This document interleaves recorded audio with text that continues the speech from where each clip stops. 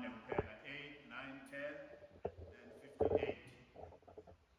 Bese siyofunda amabili kwabaseKolose 1 verse 28 kuya ku-29.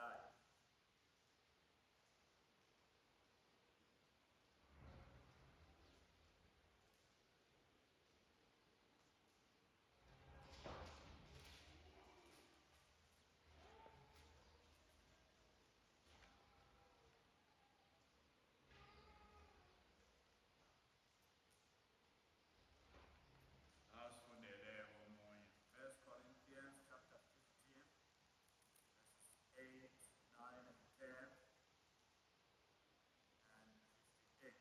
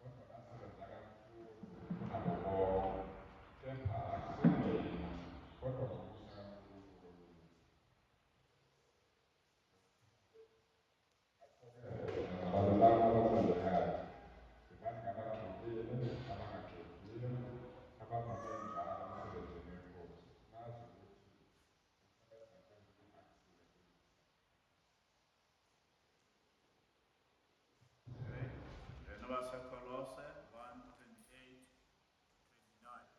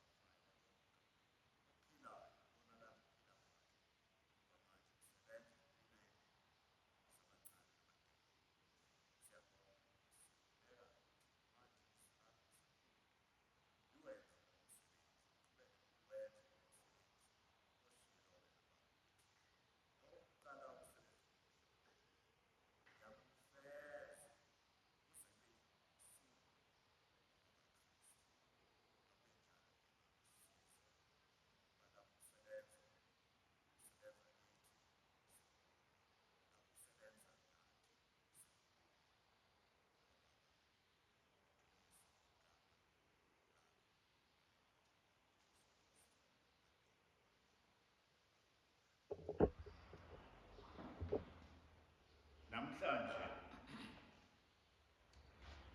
ngiyakholwa ukuthi niyakukhumbula lo suku ukuthi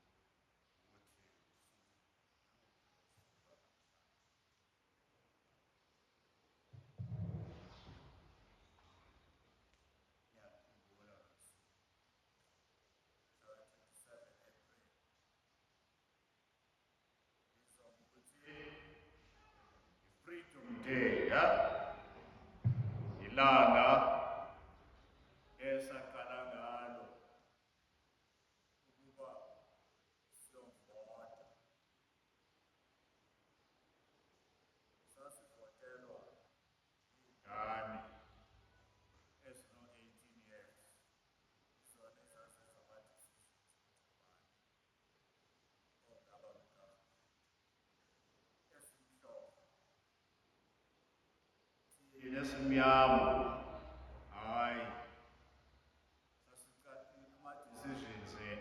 sasiwenzelwa yilezo yingane noyiseke nonina bazo. Kodwa ngomhla ka-27 ka-April 1994 saqala umzizwe. Awukanti nathi singaba la eSouth Africa ngoba sasifana nokungathi sabokufika. Ngoba noma uyofuna umsebenzi kwakuthiwa hamba uye kwelakini uyothola imvume, uyothola ipasi. Lelo gama lepasi lisasetshenziswa namanje noma ngaselona ipasi. Kwakuthiwa udinga ipasi ukuthi uye endaweni yabamhlophe. So-ke leli langa kwathiwa freedom. Hey, wawungabona njengoba namhlanje uma kuthiwa kuyovotwa nje ubona abantu bethi ngalelo langa babenyathela kwakunolayini abade bokuyovota. Hhayi babengenandaba abantu noma ama-hour ukuthi nje nami ngiyofaka eyami cross ukuthi bani ozobika. Ayisayithola. Sesiyitholile. Ngikhumbula ngelinye ilanga sisanda kuyithola. Sahamba nowakithi unkosikazi wami. Sahamba siyobona isihlobo esasigula esibhedlela e-Addington. I-Addington isibhedlela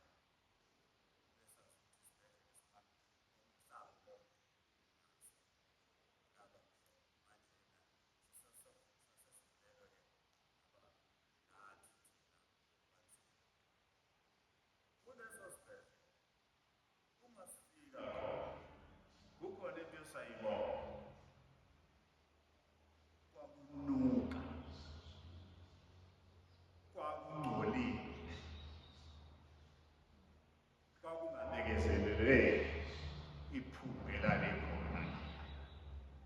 Sathi thina, kwenze njani? Abekho yini abantu abaklinayo laphayana?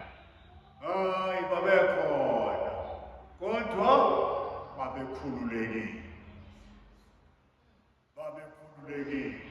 Babe-enjoy i-freedom. I-freedom yayibenza ukuthi bangafuni ukusebenza. Ngisho nababaphethe babengababoni ukuthiwa yini ngoba sikhululekile. We are free. We are independent. Singenza noma kanjani. Kwakuyinto enjalo ebuhlungu ngaleyo ndlela ukuthi ubona kwakusho ukuthi ukukhululeka ukuba uye emsebenzini kodwa ufike ungasebenzi. Uma ukuthi uhlala uba ukuthi ima nabangani bakho laphana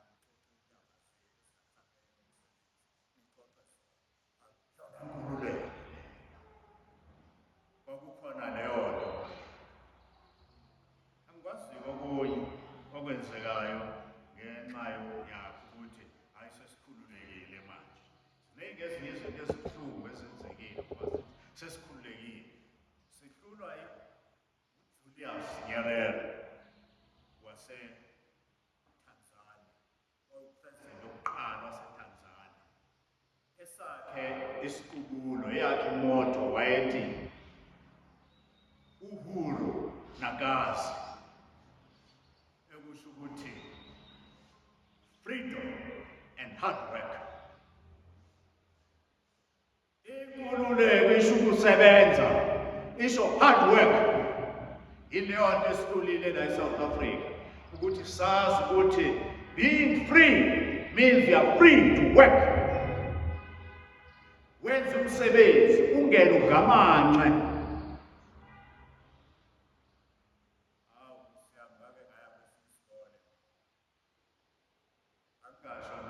Isikole la ngaphezulu eqoqa isizwe kwakusekhona laphayana uDlamini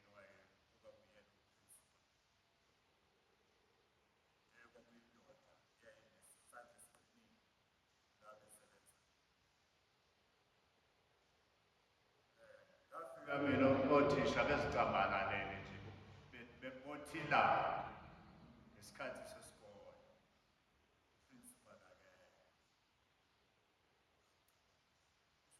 Time hayibo. Noma sekudlulile basahleli nje othisha. Waqhamuka uprincipal. Kwagijinywa kuyongenwa eklasini.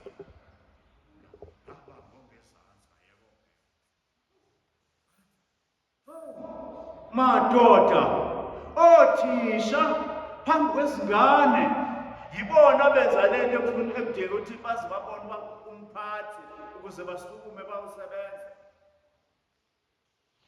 Yazwa ngishaya amahloni ukuthi yini manje-ke bazalwane bami abathandekayo, lanaye manje uNkulunkulu usikhululile ezonweni zethu, angithi sikhululiwe. Likhona ichorus elalisho njathi ngikhululiwe mayibonge inkosi, ngikhululiwe ngegazi, ngangiboshiwe amakethango kaSathane, ngikhululiwe mayibonge inkosi. Manje na uNkulunkulu usikhululele futhi ukuba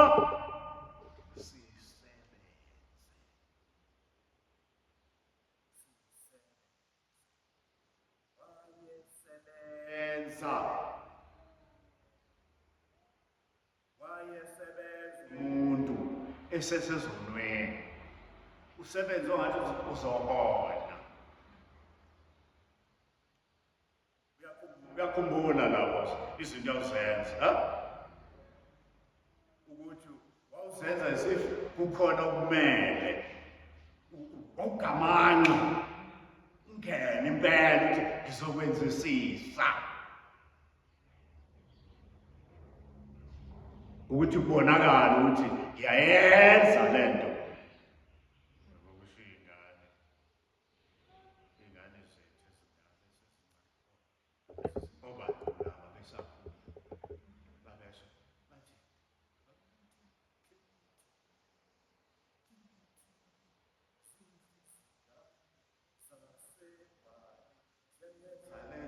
zethu sise nani kusho lokho bani? Kusho ukuthi nani wenzisisa enaniwenza ezonweni, wenzisise ukuthi ubani uzongikhoza ngenza into yami engithanda ukuyenza. Kodwa wakhululwa inkosi uJesu. Uma sifunda lapha umpostoli uPawulu encwadini lesifunde kuya abaseKorinte yokuqala isahluko 15 uverse 8, kukhona amazwi lapha yana ngathi uthi yena, yes, asisindiswa ngemisebenzi. Cha, asisindiswa ngemisebenzi, sisindiswa ukuze sisebenze. Sisindiswe imisebenzi emihle ukuba sihambe kuyo. Yezwa na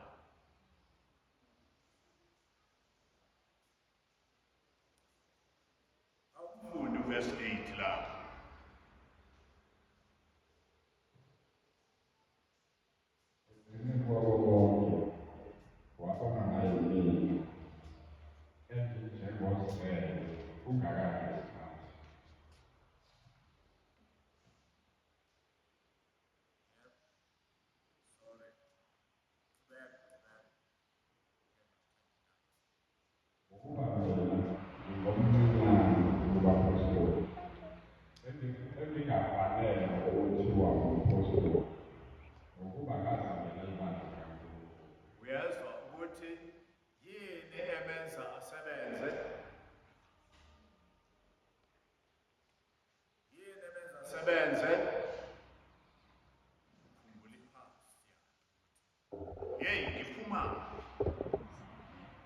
ngavikela ibandla likaNkulunkulu, ngahlupha ibandla likaNkulunkulu. Akukho engazibonga ngakho ukuthi kukhona okuhle yena kwenzile. Kodwa inkosi uJesu yavula amehlo akhe. Ngokuba ngaleso sikhathi esahlupha ibandla, umpostoli uPawuli wayengaboni, spiritually blind, ayevalekile amehlo akhe okomoya. Kungathi ngakho wathi uma kuvela lokukhanya kwasezulwini kwamvala amehlo, kungathi uNkulunkulu wayethi umkhombisa ukuthi akamkhombise ukuba ukungaboni ukuthi kuyinto enjani, i-physical blindness ukuthi njani, ukuze abone ukuthi impilo ayiphilayo yeye spiritual blindness.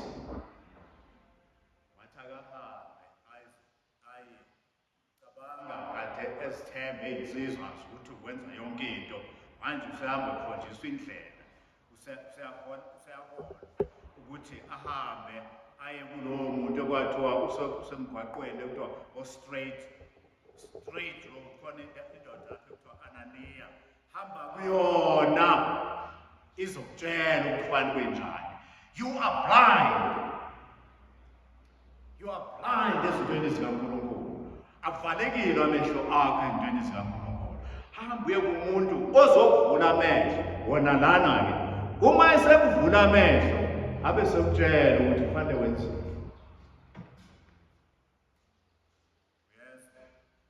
Ukuthi kufanele uzovula amehlo amtshele ukuthi kufanele enzeni. Ngoba la evangelini akuyona indawo yokufudumeza isitulo. Hayi, indawo yokunyakaza, indawo yokuthi uNkulunkulu ufuna ngenzeni. Okay, ngifuna ukubona enye into emotivateayo, ngoba nansi uma kusetshenzwa kufanele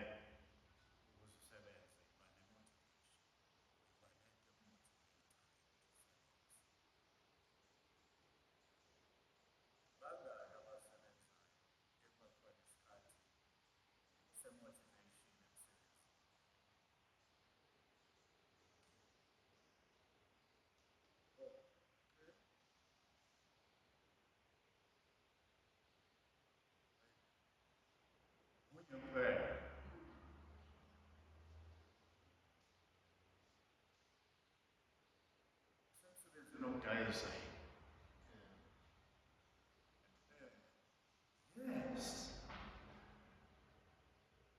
Ubani wathi motivation esakudayisela ukuphela?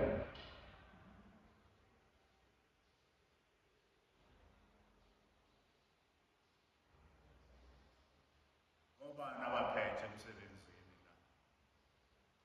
Abakwi-position yokuphatha.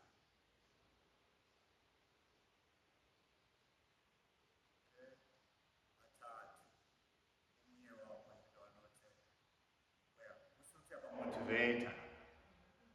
Yes. Nina bazalwane abamotivate.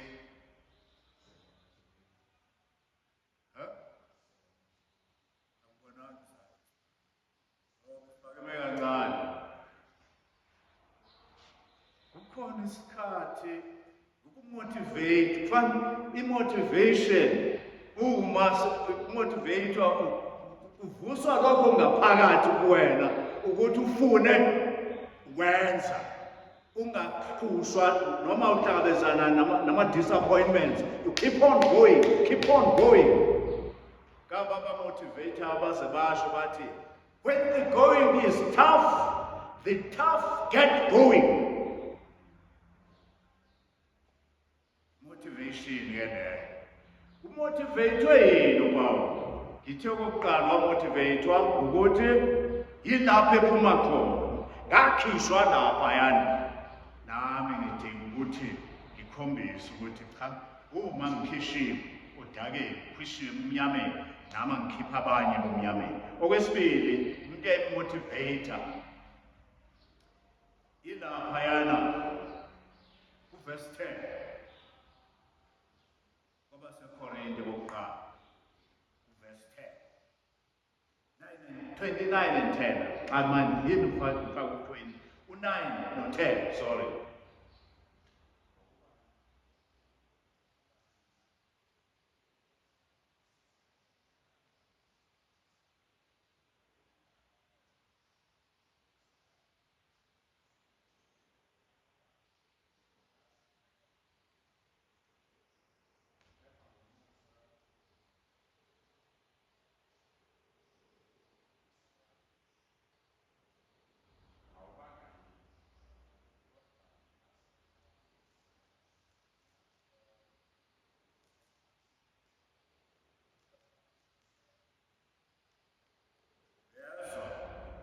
Uthi ngasebenza ngaphezu kwabo bonke ngingomncinyanana kwapostoli. Kwathi usho ukuthi wakhumbula ukuthi mina lo kade ngihlupha ibandla, yamotivate le nto ukuthi uNkulunkulu wangenzela umusa, wangikhipha ezonweni ezingaka, wangenza ukuthi ngibe umntwana wakhe. Uthi hayi lokho kwangimotivate ukuthi ngasebenza ukudlula bonke.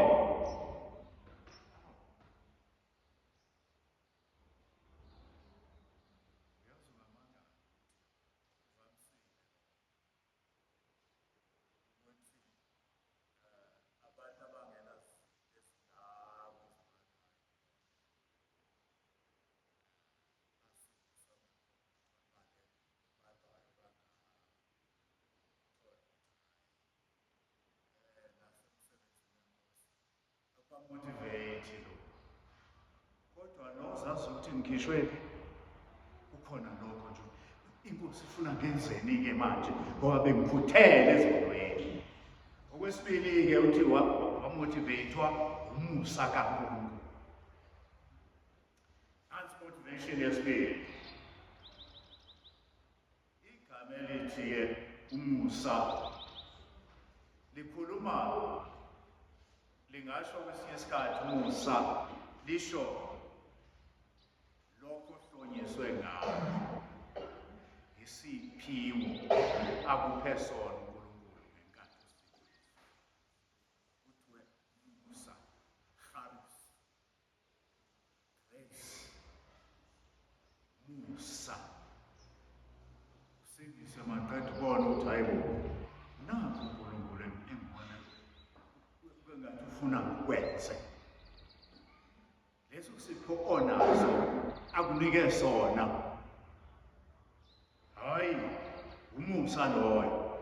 Uthi umpostoli uPawule wazizwa yinomusa wamotivator ukuthi mina engafanele ukuba umpostoli ngenziwa ba umpostoli.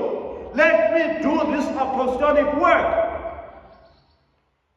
Angikhulumi ngabapostoli abazakhayo mina abantu abapostoli. Umfana mncane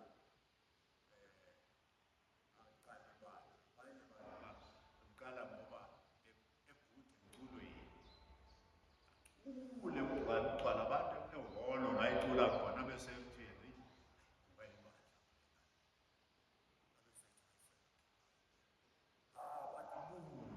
ibandla elimnandi kuzoba nomculo, oyi umculo usibanibani uyena oqala ibandla, hayi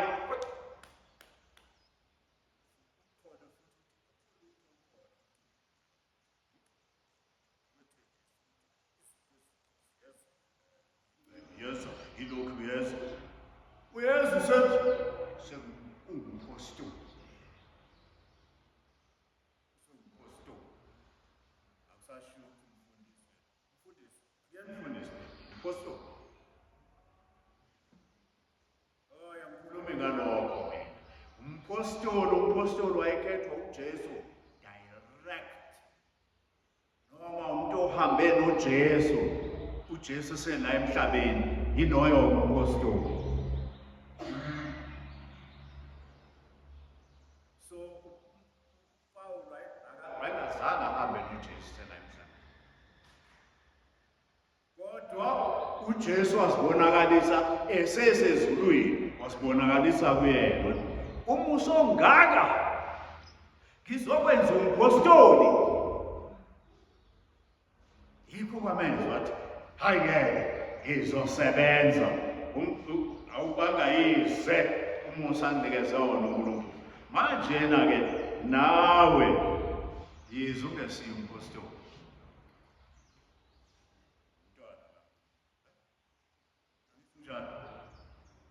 You belong to the family of God, don't you?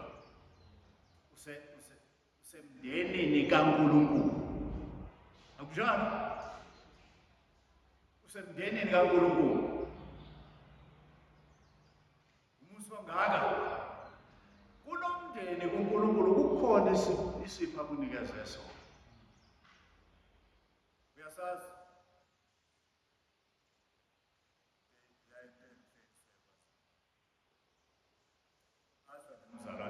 Angisazi mina sami isiphiwo.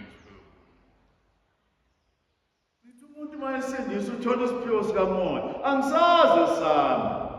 Usindiswa ngempela. Usindiswa ngempela. Uma ungasazi. Awusazi?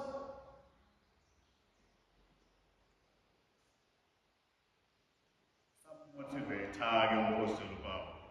Ake sifunde lapha kwabaseKorinte besibili. Isahluko 6 verse 1. Nizwe lapho uthini uNkulunkulu.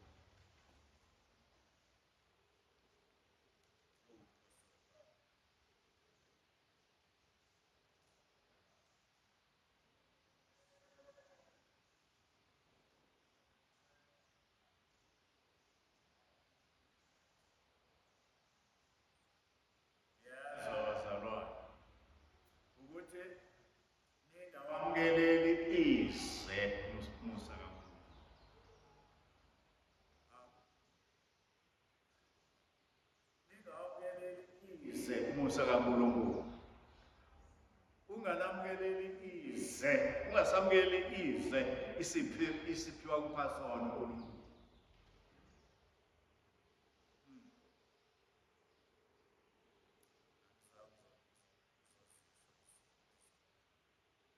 Kodwa niyazazi ukuthi angithi. Seniyatshela ngazo angithi. Esakho asikho lapho. Besathi uyabheka esapostoli. Besathi uyabheka wathi hayi esamasiko.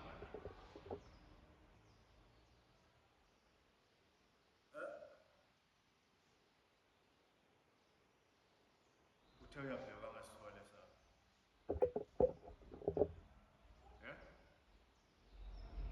Uthe uyabheka ngasithole sakho isiphi.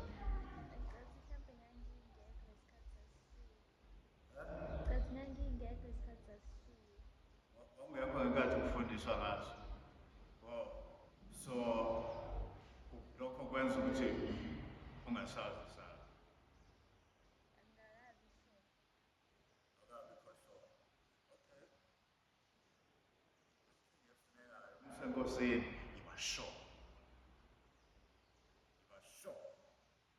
Sure. Ngesipho akuphezulu. Sure ngale ukuthi wamkelile umusa kaNkulunkulu. Umntwana kaNkulunkulu unelungelo uba ube khona okwenzayo ebandleni kaNkulunkulu. Okay. Okay. Yingakho-ke ethi lapha abaseFilipi futhi. Ake sifunde abaseFilipi manje. AbaseFilipi 2.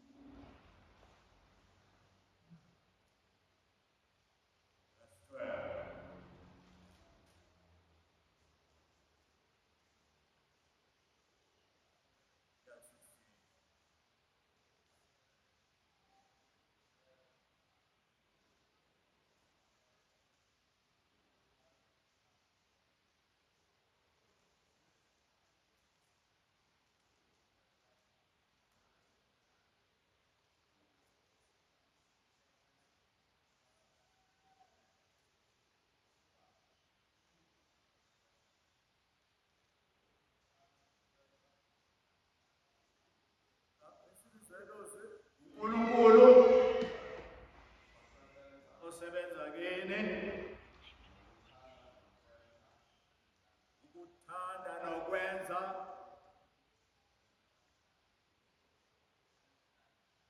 ngentando yakhe.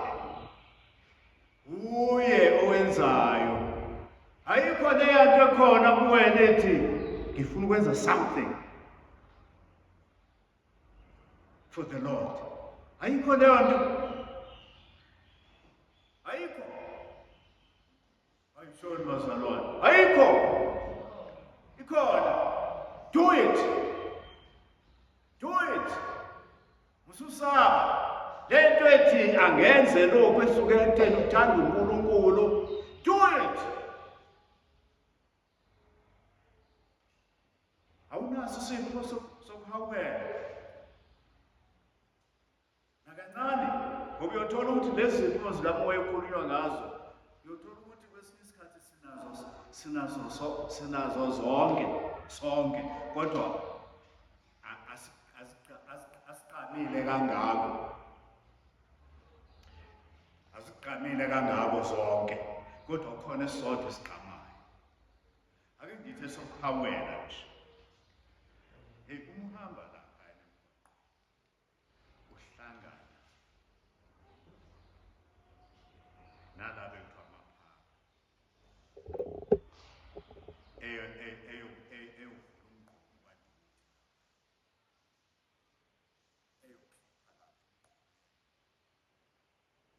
ayisebenza kwesinye isikhathi umbone uma ethi ukhiphe emgqonyeni abesethola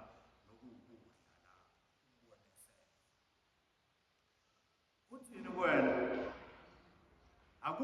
Ayikho into evukayo ngaphakathi yokuhawuka ukuthi awu Nkosi yami. Ngiyabuza bazalwane. Ayikho. Yes. Umoya kaNkulunkulu owenza lokho kube khona lokho kuwena. Uhawuke kwesinye isikhathi uNkulunkulu ekuhawukeni kwakho kukhona into angayibeke enhliziyweni yakho ukuthi yenze. Stop this. Noma ukunciphisa lokho. Kuyezwakala. Yebo.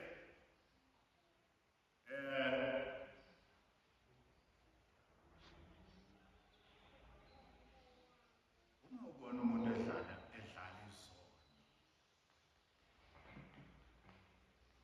Edlala lezona ezasidlala wena. Akukuhawuka kuwena lapho. Akukumdabukela. Nkosi yami. Sekulento engangikuyona. Akukho lokho. Wenzani? Wenzani ngalokho? Nothing. Ngiyabuza bazalwane. Nothing.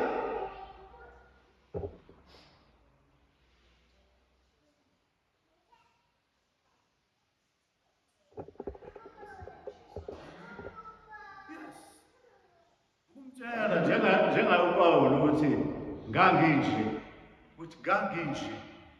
awu mntakababa usekulento engakuyo ngiphuma kuyo na uthini ngiphuma kuyo lento ngiphuma lapho impela uJesu angihawukela ubona nje nginto engiwuye ngahawukelwa inkosi uJesu nawe njengoba sizamile angakusiza.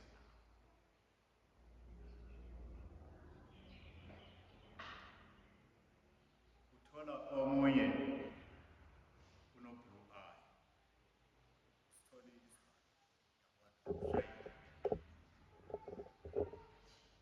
Sithole abafana bamanje.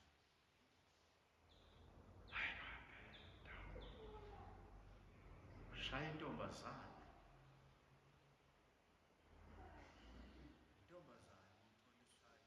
Ushaye ubani? Ushaye isoka la. Abewenze njani uzwe kuyilokhu nalokhu. Angudlule lapho songasho ukuthi mntakababa nami ngidlule lapho ngabe nginjengawe. Ngasizwa uJesu. Wangikhipha angikho kule ndlela oyihambayo. Angukabuseli ngalokho kodwa ngisho ukuthi ngoba wasiza mina ngakusiza nawe.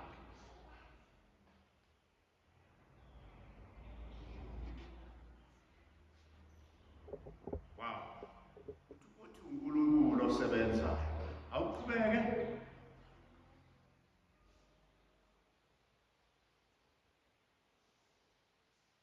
Khona lapho 12 kuya ku-16.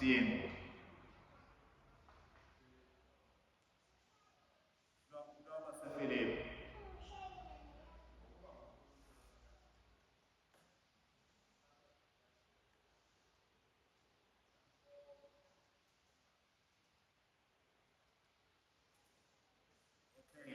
Uyakuzwa lokho ukuthi yenza konke ukungakhulumi nangokungabazi.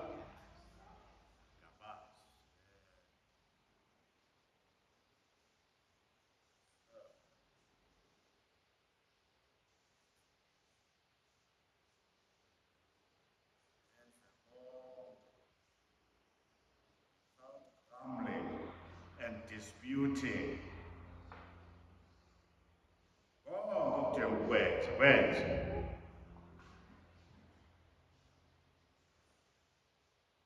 Ngokuba awuhlehleke ngokuba kwenze njani verse 13.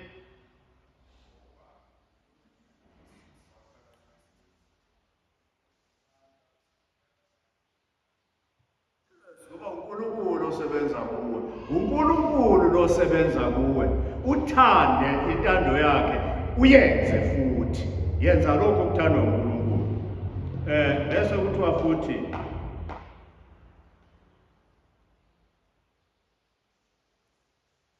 ukuze nibe njani.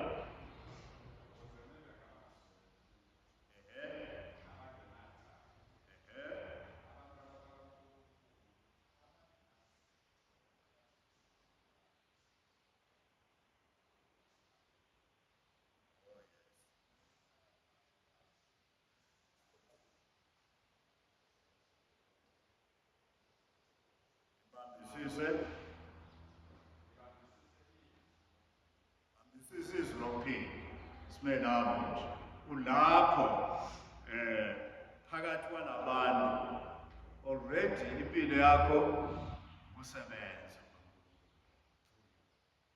impilo yakho kuveze ubuhle bukaNkulunkulu phakathi kwabantu, ukukhanya ukhanyisa lapho khona, uhluke eningini.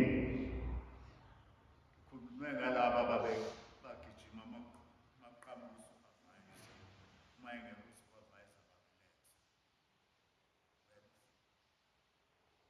already uyasebenza.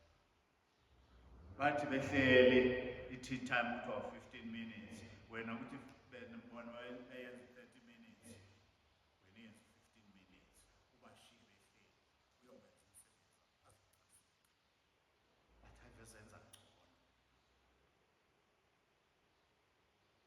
Usenza ngcono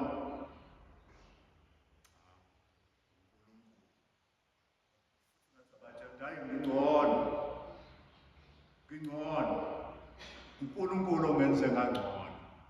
Ngifana nani kodwa uNkulunkulu ongenze ngangcono. Angizenzi mina, ngenzwa uNkulunkulu ukuthi ngibe ngcono. Ukuba bengenaye ngabe ngifana nani kodwa ngifisa ukuthi nifane nami. Niyezwa bazalwane, ukukhanya phakathi kwabo.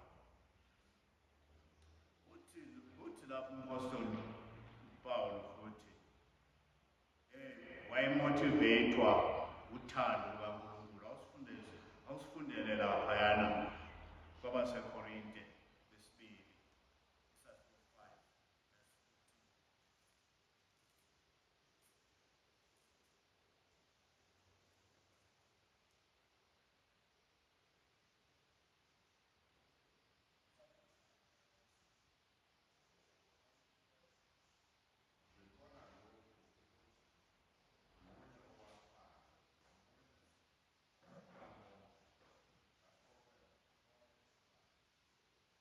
Yes, no 15.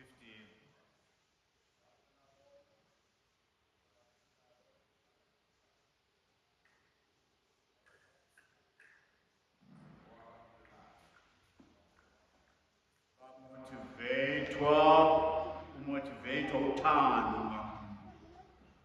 lokuthi luyasiqhubezela luyasicindezela uthando lukaNkulunkulu lolo lumcindezelayo.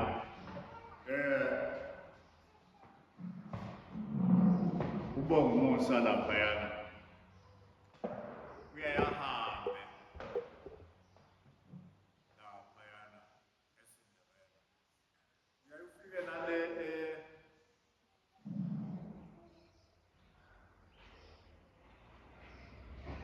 laphayana kwezinye indawo komakhelwane nabo kuthiwa kuphi nasePanorama uyuye nakhona Cinderella laphayana lezi insizwa uyifike nazo la seCinderella zonke nase-Eastwood. Yes, uya kulezo indawo eya kulaphayana. Yini ekuqhubayo laphayana? Uthando lukaNkulunkulu alubonakalisa kuwe, futhi nothando lukaNkulunkulu lubona lubafanele nalapha. Uqhutshwa yilolo thando ukuthi ake ngiyobatshela, ake ngiyotshela noma oyedwa nje, ake ngimtshele ngothando lukaNkulunkulu.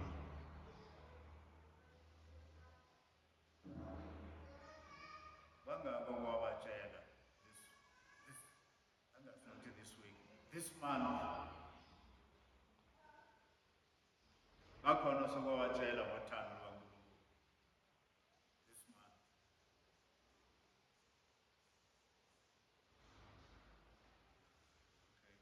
Cela uphamisana ukuthi hayi bakhona sengabatshela ngothando.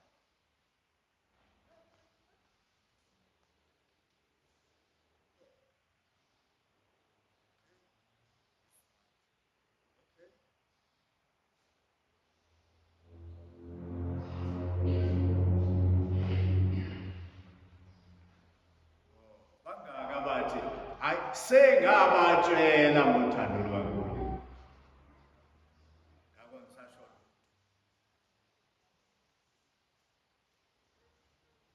ake ngibone izandla. Sengabatshela ngothando lukaNkulunkulu. Hayi angisasho lutho manje. Yes, ayibo.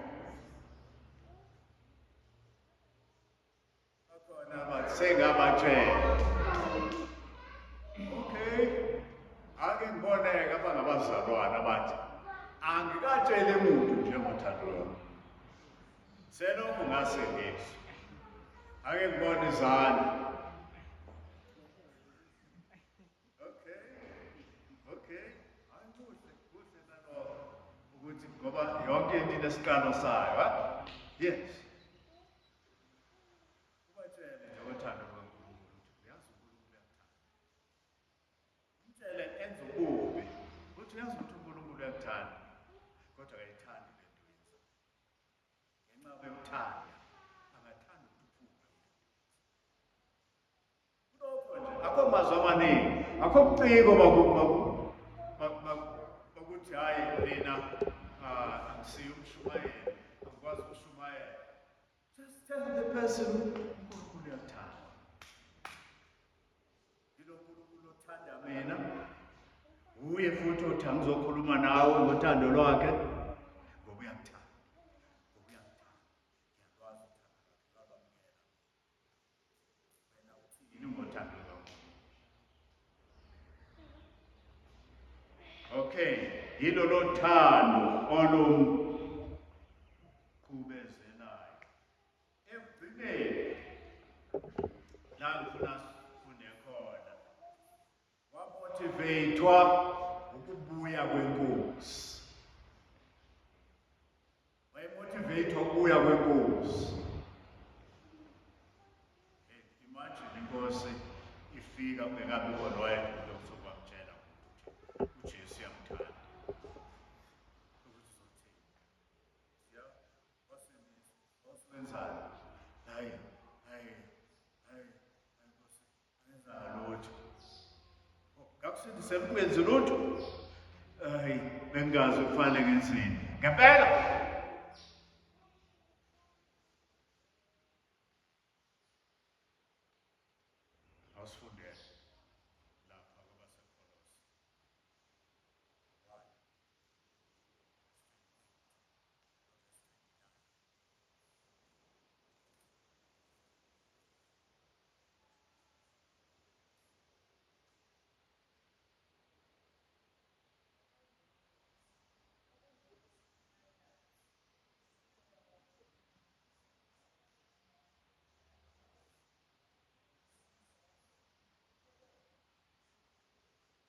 Pastor Paulo ke loyo uthi siluleka siyashumayela. Ukushumayela kusho ukufakaza ngoJesu. Uthi uJesu uyasindisa. Siyashumayela bese senze njani futhi? Siluleke wonke umuntu esihlangana naye esikhulume naye siyamluleka ukuthi ayikho impilo ehlula leyo basenkosini uJesu. Siluleka wonke umuntu senzeni futhi? Sifundise wonke umuntu ngokuhlakanipha wonke. Inhloso yethu sifuna wonke umuntu afike ephelele. Manje sibheke ukubuya kwenkosi uJesu. Leyo nto iyona efanele ukukhuthaza ukuthi inkosi iyabuya. Izofika ngenzani? Izofika kuhleli. Hayi mina lapha nasenkonzweni hayi ngifudumele izihlalo ngenza nje ukuthi ibe khona i-presence enezela i-presence yabantu abakhona ukuthi kube khona i-crowd ebandleni ibakhona. Uyosho njalo uma kufika inkosi wenzeni selokhu wasindiswa wenzeni wena? Ukhona yini ke okukhona kuwe? Ikhona le nto eshoyo kuwena ukuthi I want to do something for the Lord. Ngisho nongenzi-ke osenkosini. Ikhona into eshoyo lapha kuwe ukuthi kukhona engifuna ukwenzela inkosi.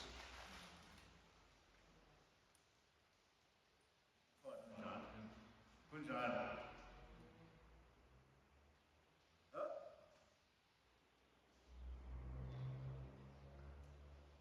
Kukhona engifuna ukwenzela inkosi. Uma kukhona kwenza. Uma ungakwazi uzombuza mina ukuthi ngiyafuna kukhona engifuna ukwenzela inkosi kodwa ngazi ukuthi hayi ngizokutshela.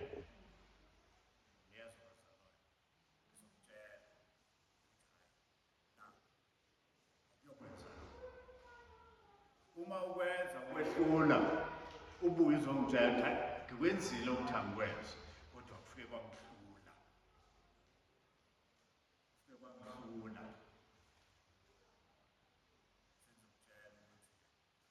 ukuthi okunye ufanele ukwenza. Awuyokwenza lokho-ke manje.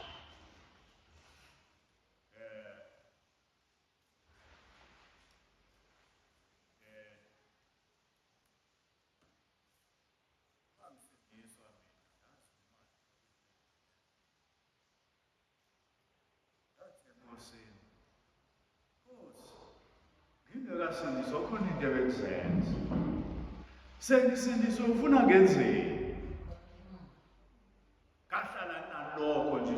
Ngifuna ukwenza ngoba uma ngingenzi ngizophindela ezoreni ngizokwenza lokho ebengivele ngikwenze. Ufuna ngenzeni inkosi? Inkosi yangikhombisa efanele ngikwenze. Ngakwenza kwenzeka. Awuyibuzi inkosi uma ungekakwazi ukwenza. Buza inkosi. Uma ungayitholi impendulo ubuye kimi. Uma uyitholile futhi ubuye kimi. Uzongitshela ngiyitholile impendulo inkosi ufuna ngenzeni. Bakuzobuza ufuna ngenzeni. Uma usungitshelile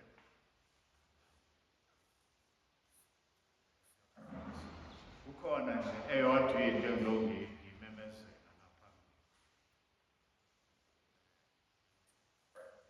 Ukhona ama-gifts. Well, natural gift. Omunye kodwa iqhubuka uma sesingisi.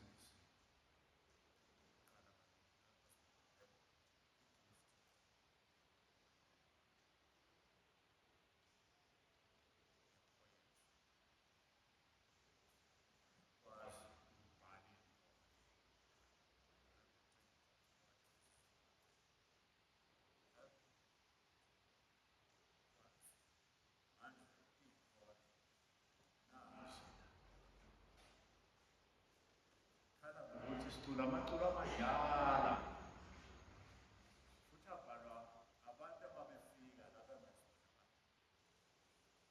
abanye bakuyisho amaculo abo kwasetshenziswa wona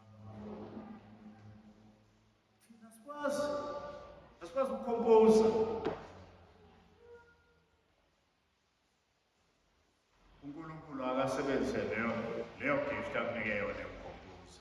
Ukhompoza amaculo khompoza elikhuluma ngawo ukuthi inkosi yakwenza, khompoza elicula eli-challenge abantu abangekho enkosini ukuthi abenze, khompoza elizosivuselela njengemali, khompoza angaze singathanda ukuba nabantu abaphiwe leso siphiwo sokukhompoza. Bakhona onomaziyo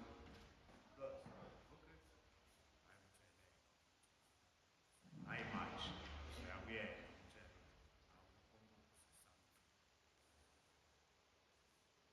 leyo khomposini yakho uzoyiletha kimi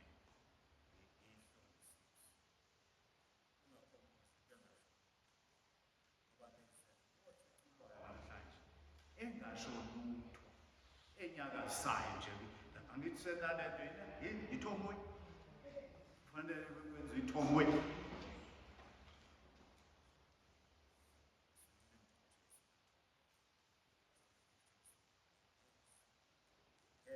ekhuluma ehambezweni asikho futhi uJesu ngethwethwa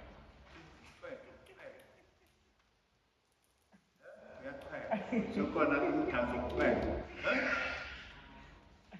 khompoza iculo elinjalo asidingi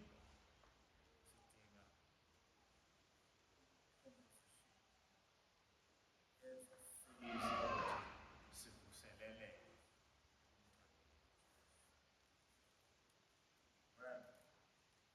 nje ukuthi-ke ukuthi sikhumbuzane ukuthi uPostoli uPawulu wamotivethwa yilokho. Ukhumbule ukuthi uphuma kuphi. Okwesibili, wamotivethwa umusa kaNkulunkulu okuyena. Okwesithathu, wamotivethwa uthando lwaNkulunkulu. Okwesine, wamotivethwa ukuya kwaJesu.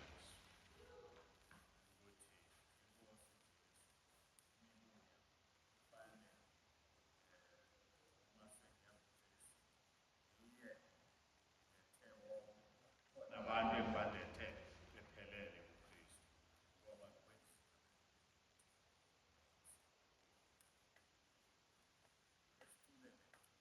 uthisa Jesu umlilo wakho wethu.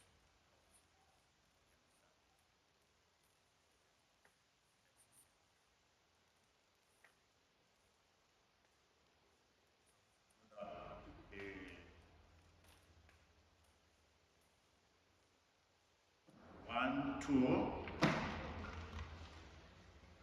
and 6.